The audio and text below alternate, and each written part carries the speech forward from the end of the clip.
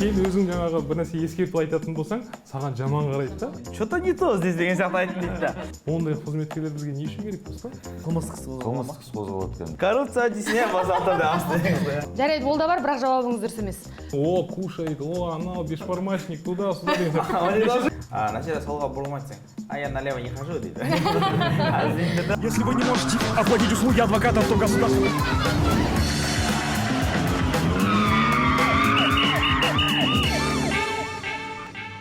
Барлықтарыңызға сәлем. Біздің студияға қош келдіңіздер. Бүгінгі біздің видео подкастымызды бастаймыз. Бүгінгі біздің видео подкасттың тақырыбы жол қауіпсіздігі, патрульдік полиция. Осы тақырып аясында әңгіме өрбітетін боламыз. Сіздердің ой пікірлеріңіз керек болады. Жандос Мұраталиев, әкімшілік полиция комитетінің төрағасының орынбасары, полиция полковнигі, қош келдіңіз. Ақтоты Боранова, әкімшілік полиция комитетінің ерекше тапсырмалар жөніндегі аға инспекторы, полиция подполковнигі. Сіздей сұлу арығызға полковникті айту кіші қиын екен. Қуаныш Еркінов, Нұрсан қаласының патрульдік полиция полк командирінің орынбасары, полиция майоры. Қош келдіңіздер. Көңіл күй қалай? Қош көрдік. Күшті? Күшті. Керемет. Дайынбыз ба?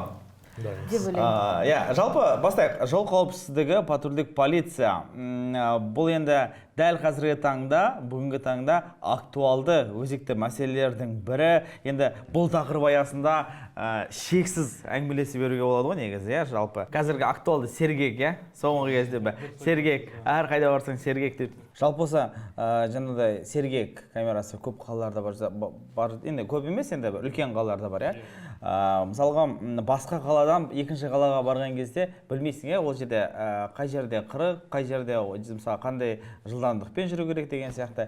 Өзім бір андай қатты бір өкінген кезім болған. Осыдан бір алдыңғы жылы 2021 жылы Шымкентке бардым, арендаға машина алдым, қайттым, ертесіне маған 80 мың теңге штраф келді. Бұл жерде сіздің қырағы емес екендігіңізді дәлелдейтін бір жағдай бар. Айта кетейін енді қателігіңізді. Яғни сіз егер жол жүрісі қағидасын жақсы білетін болсаңыз, кез келген жерде, кез келген жолда жол белгілері болады.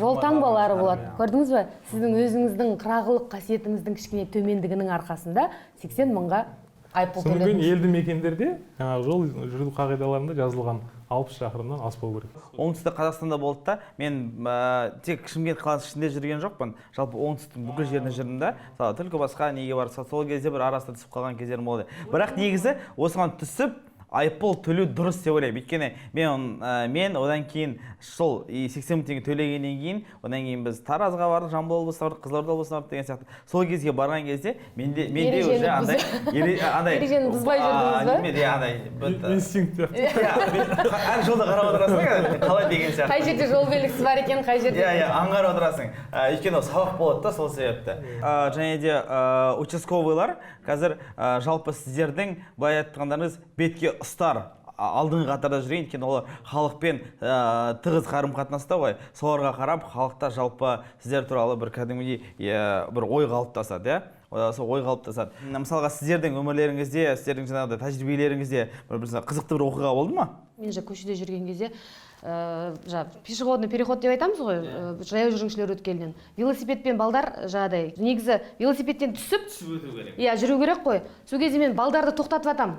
Даже кейбір балдар өздері велосипедтен түсіп өтіп бара жатады. Бұл көп жағдайда осы ренжитінім үлкен адамдар.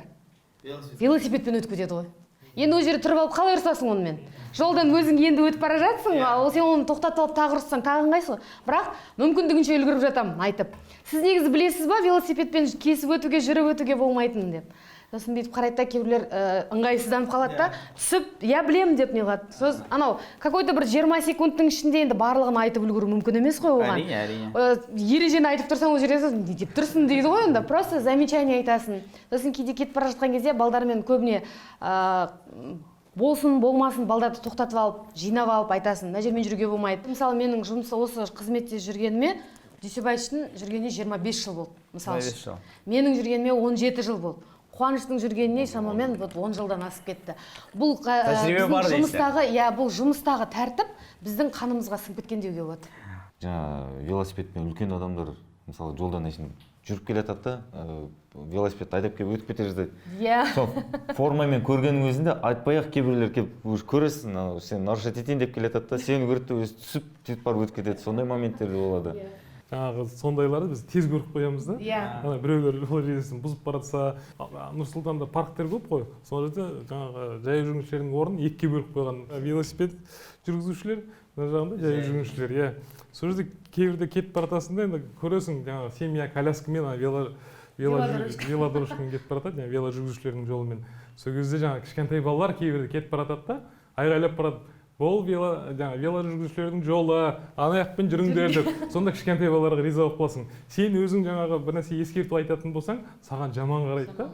Я сенің шаруаң не деген сияқты. Сонда балалар айтқан кезде аналар өздері кішкене ұялады. Иә, өзім бір шеттен қуанып, бір шеттен аналар өздері ұялғаннан кейін ана жаққа кетеді. Мысалға айтасыздар да, біздің көзімізден автоматтарда үйреніп қалған дейсіздер де. Шаштараз сіздің шашыңыздың дұрыс қиылмағанын көріп тұрады, мысалы үшін. Рас қой енді, тырнақ әрлеуші сіздің тырнағыңыздың дұрыс емес екен. Сондай сияқты ғой бізде де уже ана нарушениені көріп тұрасың да, бұны айтқың келіп тұрады, соны прям жөндеп жібергің келіп тұрады. Ауызша айтқанда издержки профессии дейді ғой. Дұрыс айтасыздар. Если вы не можете оплатить услуги адвокатов, то государство...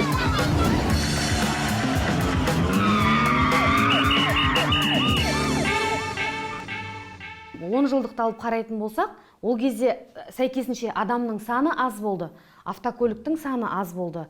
Бірақ дегенмен де адамның өлімінің саны 4000-нан астам болатын тұғын. Қазір жылына қаза болатын адамдардың саны 2000. Әрине 2000 деген былайынша жай айта салсаң, просто әшейін сандар. Ал үңіліп қарайтын болсақ, ол әр үйдің қорғаушысы, асыраушысы, біреудің әкесі, біреудің анасы, біреудің баласы деген сияқты. Жылына 2000-дай адам қаза болып жатады. Яғни қазіргі таңда осы біздің автокөліктердің саны Қазақстанда 4 миллион 300-ден асады шамамен, иә? 4,5 миллионға жуық уже. Ал ол кезде 2 миллиондай, 2,5 миллиондай болды автокөліктің саны. Яғни біз жылдан жылға жақсы жетістіктерге қол жеткізіп жатырмыз. Бірақ менің айтқым келетіні, мүмкін алдағы болашақтағы уақытта біз бағдаршамсыз, ешқандай жол белгілерінсіз, қауіпсіз жол жүрісіне келетін шығармыз деп үміттенемін. Себебі басқа мемлекеттерде, шетелде мысалы, қай мемлекетте бізде светофор знак аз ғой, жоқ қой, бірақ дегенмен де адам көп құжынап атқан, бірақ жол көлік оқиғасы жоқ.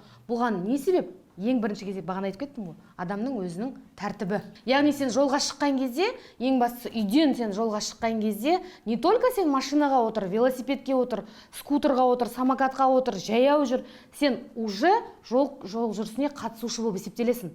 Яғни сен тек өзіңнің емес, өзгенің де өміріне жауапты екеніңді егер ойланып шамалы іс-әрекет жасасаң, соны түсіне білсең, мүмкін біз күшті жетістіктерге жете шығамыз. А біз не істейміз? Күнделік күйбеңкірлікпен осы шығамызда жұмысқа жанталасып, пробка бір-бірімізбен ұрысып, жол бермей, мысалы үшін солайынан болып жатамыз. Бірақ бәріміз бір-бірімізге ақыл айтқан кезде күштіміз.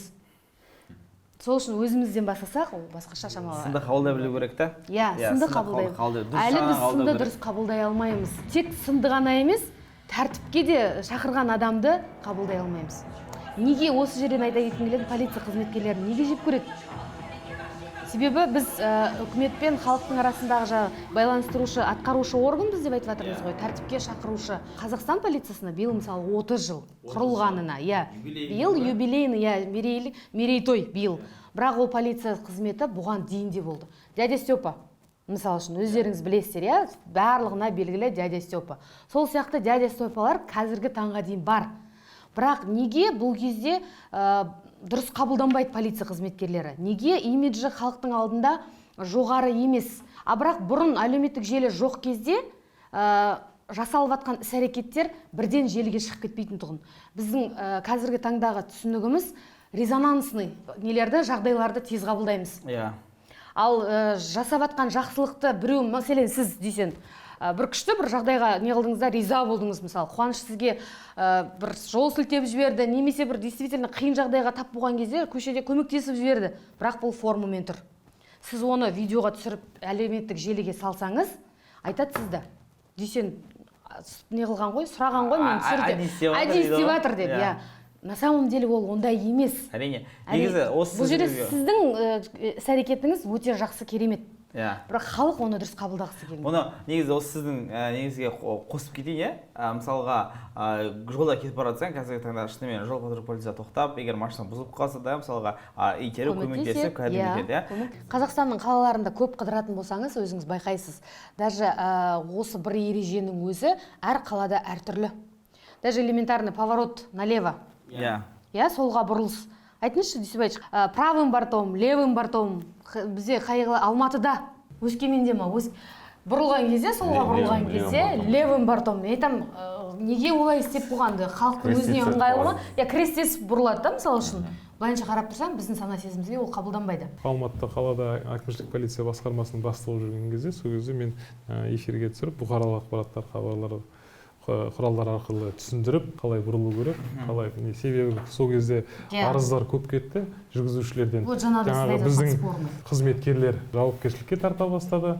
Онымен жүргізушілер келіспей бастады. Сол кезде мен түсініктеме жасап, жаңағы комментарий жасап деген сияқты түсіндіріп, халыққа қалай бұрылу керек, содан кейін жол сызбаларын дұрыстап реттеп қойдық. Қазіргі таңда мысалға өзіңіз айттыңыз ғой, осы Астана қаласында солға бұрылу көп жерде алып тастады, иә? Кейбір жүргізушілерге бұл ыңғайсыз тудырады деп ойлаймын. Бұл негізі Алматыда істелінген нәрсе ғой көп. Негізі Алматыда көп қой. Ең бірінші Алматыда біз алдық. Мысалы, әр сол бұрылыс ауыр жол апаттары содан болынады. Сондықтан жаңағы көп сол бұрыстарды алып тастаған себебі ең басты ол жаңағы біреуге ыңғайланып істеу емес, ол жол апатын азайту үшін істейді.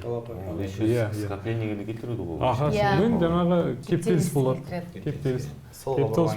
Кептеліс болғаннан кейін әрине ол ауа райы бұзылады деген сияқты экология. Оның бәрі жаңағы сол кептелісте көп болмау үшін, жол апаты болмау үшін бәрін соны. Кезінде машина жоқ кезінде де жаяу жүрдік қой. Қазір байланысты ғой бұл. Негізі қазір солға бұрылуды негізі алып тастаған негізі дұрыс болған негізі. Потом себебі ар жақтан барып бұрылып келеді, сол бір шамалы бір тиімді, иә, шамалы. Сол ғой. Бұрын жаяу жүрдік қой. Кептелісте бірінші очередь. Ал қазір жағдай жасаған сайын уже еріншек болып кеткеніміз соншалықты бір перекрестік айналып келуге ерінесіз. Шетелдік кейбірде жаңағы практиканы алатын болсаңыз, бір жаңағы бұрылысты өтіп кеттің ба, 20-30 километрден барып бұрылып келесің. Иә. Достарымен кетіп келе жатсаң, начале солға бұрылмай десең, я налево не хожу дейді. Сол ғой. Негізі барлық мағынада дұрыс та сол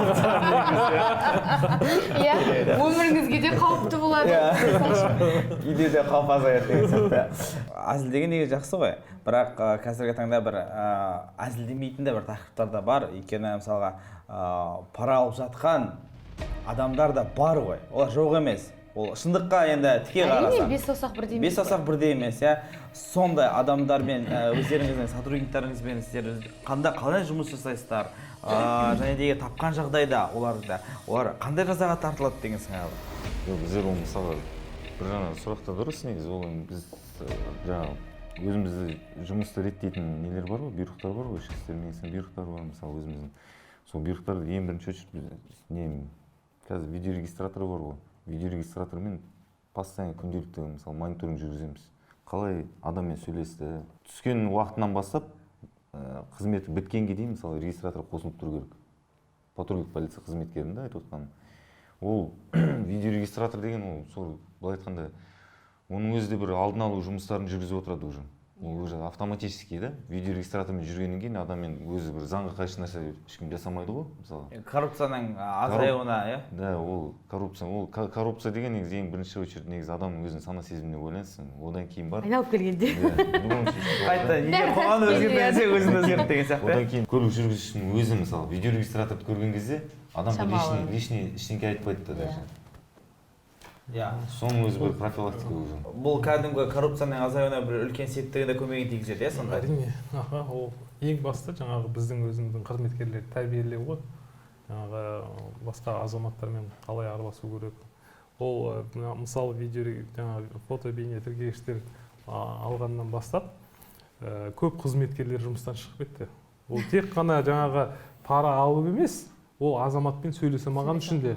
Мысалы, жаңағы аузынан кейбірде коммуникацияның сіз дегеннің орнына сен деп немесе боқ сөз айтып, жаңағы біз мысалы мониторинг жасаған кезде қасындағы өзінің екеуі қызметкерлер кетіп баратады көліктің ішінде. Ешкім тоқтатқан жоқ. Бірақ екеуінің арасындағы байланысты да біз тыңдаймыз. Мысалы. Солай ма? Иә. Ол екеуінің жаңағы аузына келген оттап, боқтап бір нәрсе баратса, ондай қызметкерлер бізге не үшін керек достар? Ол жаңағы бір-бірімен сөйлесе алмайтын азамат болса, мүмкін жаңағы өзіңіз дұрыс айтасыз, енді қазақта айтады ғой, бір құмалақ бір қарынның ішін шертеді деген сияқты. Ондай қызметкерлер бар, оны мойындаймыз. Бірақ ол тазарту жұмысы жүргізіліп жатыр қазір. Егер алған жағдайда, мысалға видеорегистратор арқылы тапқан жағдайда, онда қандай жазаға тартылады ол кісілер? Егер ондай деректер болатын болса, ол міндетті түрде сразу тіркеледі, іс қозғалады. Егер қылмыстық іс қозғалады кәдімгі. Тек қана алған адам емес, берген адам да не етеді, қателеспесем, иә? Берген адам да жауапқа тартылады. Ол дәлелденбей жатса, онда қызметтік тексеріс жүргізіліп, тәртіптік комиссияға шығарылады да, жұмыстан шығарылып жатады. Мысалға біз Астанада да ол бар, практикада бар нәрсе. Просто көлік жүргізушісі болғаннан кейін оны біліп те жүрген дұрыс. Беріп, өздері жауапкершілікке тартылып жатқан деректер бізде бар. Именно жүргізушілер тарапынан. Біздің пара берген үшін. Сондайлар бұл бізде жерде бар. неге береді параны? Осы сұрақты қойғым келеді мен сізге. Десеңіз сіз енді қарапайым халықтың арасынан келіп отырсыз ғой. Неге бересіз? Мен неге пара неге бергіңіз келіп тұрады осы параны? Соны айтыңызшы. Біріншіден, мен бермейді екенмін. Мәселен, қалтаңызға сыймай тұр ма ақша? Неге бергіңіз келіп тұрады? Осы сұраққа жауап беріңізші. Айтады ғой, темірді қызған кезінде соқ деген бұл жерге келмейді екен. Келмейді. Бұл жерде негізі жалпы халықтың тарапынан не үшін бергісі келеді десеңіздер, менің ойымша өзінің жеке пікірім, айыппұлды төлегенше мемлекетке 30 мың төлегенше, жалпы енді мен осы олын айтамын, 30 мың төлегенше, олар бір 4-5 мың теңгемен арзандырақ шешкісі келіп тұрған. жарайды, ол да бар, бірақ жауабыңыз дұрыс емес. Мен сізге былай айтқым келді. Неге бересіз? Дұрыс. Ал енді дұрыс жауап бересіз. Сіз неге бергіңіз келіп тұр ақшаны? Өйткені сіз құқық бұзушылық жасадыңыз, бірақ оны мойындап тұрған жоқсыз.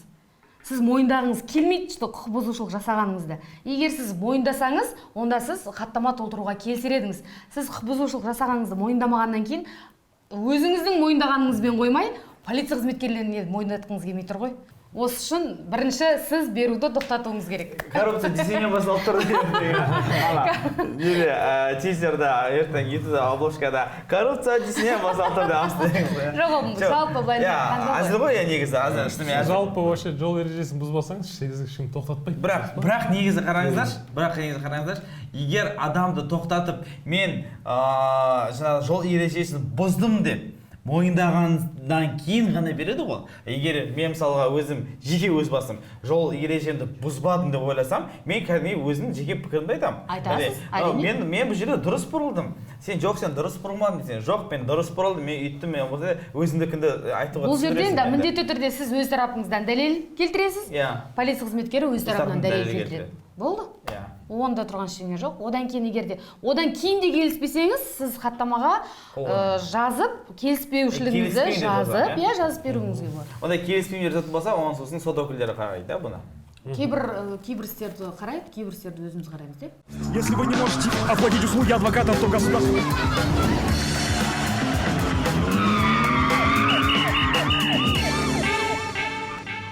Осы біз өзіміздің видео подкастымызды аяқтайық және қорытындылайық. Неге ерте? Әлде де айтылатын, талқыланатын тақырыптар көп еді ғой. Совсем аз болып қалды ғой. Қалғыларыңыз келіп тұр, олай болса біз тақырыпты аяқтайық та, басқа тақырыптан видео подкастымызды көшеміз. Қорытындылайық. Мысалы мен көшеде кетіп баратқан болсам, сіз мені білмейсіз дұрыс па? Әрине. Бізде адамбыз. Бізде сіздер сияқты, бізде де бала-шаға бар, бізде де сіздер барған жерге барғымыз келеді деген сияқты. Сондықтан енді, бірақ жаңағы қазір бұқаралық ақпарат құралдары бар, телеграм боттары бар, бәр жерде инстаграм, бәр жерде полицияны түсірген кезде бәрі жамандай береді, дұрыс па? Былай қарасаң, бәрі жамандай береді. Білмейді ол, ар жағында не бар екен, немесе бір столовойға барып, форммен барып, тамақ ішуге де қорқып қалдық, дұрыс па? Шын айтсам, біреу кушает, анау бешбармачник, туда-сюда деген. Они даже кушают. Неше түрлі әңгіме айтады. Сондықтан бұл жерде қазір полицияны жамандай берсе, ол жаман болып қалады. Қазір бәрі осы 19 миллион халық тұрып алды да, полиция жақсы деп күніне бір жыл айтсыншы тоқтамай. біздің действительно полиция ең жақсы полиция болады. Олай болса біз Дүние бүгіннен жүзінде ең бастап- жақсы полиция болады. олардың ел бір-бірлерін батыр дейді. Дұрыс айтасыз. Дұрыс айтасыз. Полиция менің қорғаным деп. Олай болса бүгінгі біздің видео подкастты аяқтайық. Келгендеріңізге, ой пікір білдіргендеріңізге рахмет, алғыс айтамын. Өзіңді егер қоғамды өзгерткің келсе, онда өзіңді өзгер. Осыдан біздің видео подкаст өз мәресіне жетті. Барлықтарыңызға рахмет. Келесі кездескенше қош, сәлеметте болайық. Если вы не можете оплатить услуги адвоката, то государство...